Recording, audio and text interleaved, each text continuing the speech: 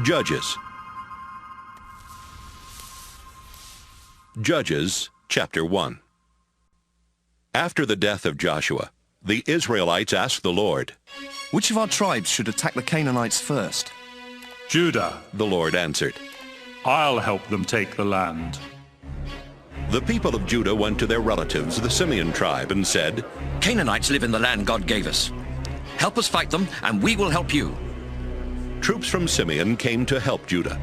Together, they attacked an army of 10,000 Canaanites and Perizzites at Bezek, and the Lord helped Judah defeat them.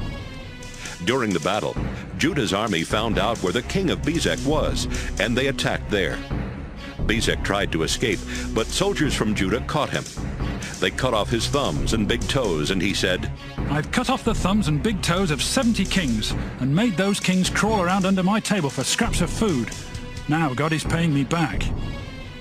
The army of Judah took the king of Bezek along with them to Jerusalem, where he died. They attacked Jerusalem, captured it, killed everyone who lived there, and then burned it to the ground.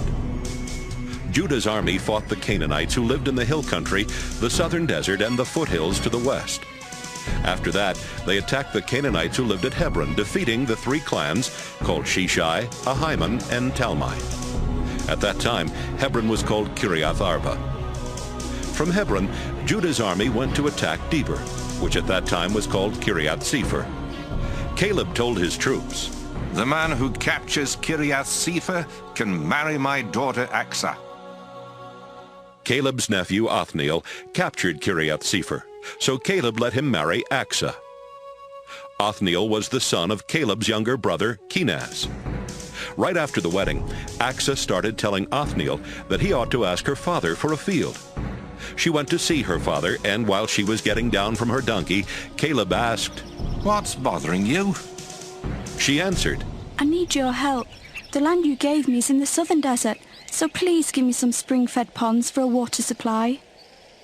Caleb gave her a couple of small ponds, named Higher Pond and Lower Pond. The people who belonged to the Kenite clan were the descendants of the father-in-law of Moses. They left Jericho with the people of Judah and settled near Arad in the southern desert of Judah, not far from the Amalekites. Judah's army helped Simeon's army attack the Canaanites, who lived at Zephath. They completely destroyed the town and renamed it Hormah. The Lord helped the army of Judah capture Gaza, Ashkelon, Ekron, and the land near those towns. They also took the hill country. But the people who lived in the valleys had iron chariots, so Judah was not able to make them leave or to take their land. The tribe of Judah gave the town of Hebron to Caleb, as Moses had told them to do.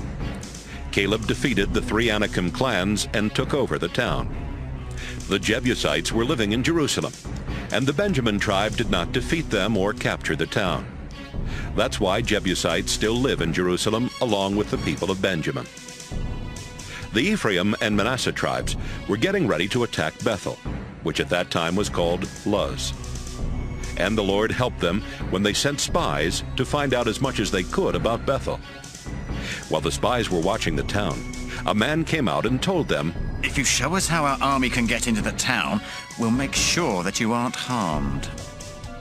The man showed them, and the 2 Israelite tribes attacked Bethel, killing everyone except the man and his family.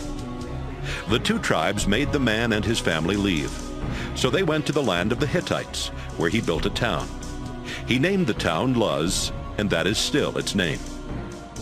Canaanites lived in the towns of Bethshean, Taanach, Dor, Ibleam, Megiddo, and all the villages nearby. The Canaanites were determined to stay, and the Manasseh tribe never did get rid of them. But later on, when the Israelites grew more powerful, they made slaves of the Canaanites. The Ephraim tribe did not get rid of the Canaanites who lived in Gezer, so the Canaanites lived there with the Israelites all around them. The Zebulun tribe did not get rid of the Canaanites who lived in Kitron and Nahalal, and the Canaanites stayed there with Israelites around them. But the people of Zebulun did force the Canaanites into slave labor.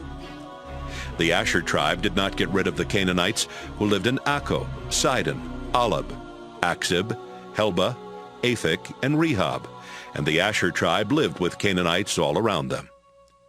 The Naphtali tribe did not get rid of the Canaanites who lived in Beth-Shemesh and Beth-Anath, but they did force the Canaanites into slave labor. The Naphtali tribe lived with Canaanites around them. The Amorites were strong enough to keep the tribe of Dan from settling in the valleys, so Dan had to stay in the hill country. The Amorites on Mount Heres and in Ajalon and Shaalbim were also determined to stay. Later on, as Ephraim and Manasseh grew more powerful, they forced those Amorites into slave labor. The old Amorite-Edomite border used to go from Selah through Scorpion Pass into the hill country.